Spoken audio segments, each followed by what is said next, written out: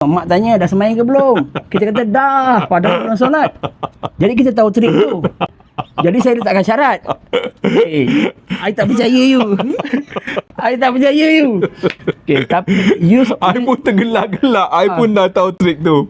Jadi you solat, you pun mesti hadap saya, mesti ada saya ataupun mesti ada mak, nenek. Kat rumah saya ada nenek kan, ataupun adik-beradik. Jadi saya akan tanya, betul ke dah sembahyang? Belum. So kita tahu lah.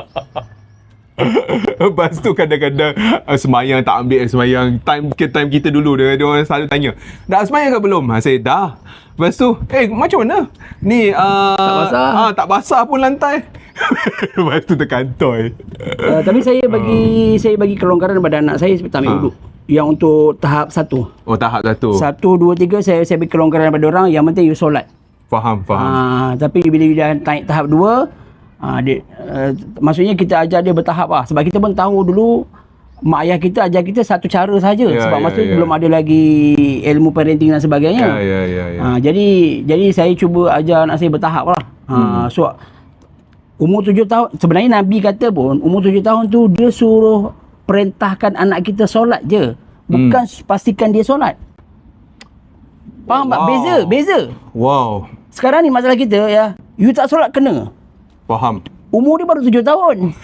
Betul. Faham. You kadang-kadang you besar dewasa pun kadang-kadang boleh tinggal solat.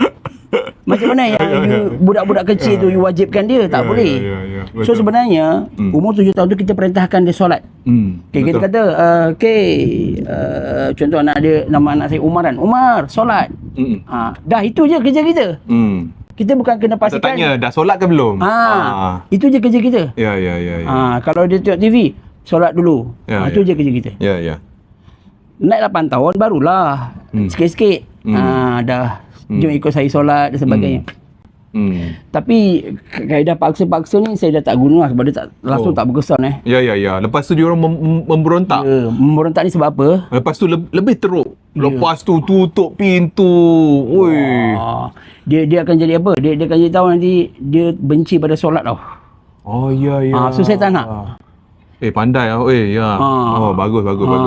So kita bertahap-tahap macam tu. So nampak macam diorang boleh terima benda tu lah. Walaupun akhirnya tu nanti sebenarnya dia kena solat. Nampak dia boleh terima cara tu lah. Wallahu a'lam lah, saya tak tahu orang lain macam mana. That's a very very good tip lah.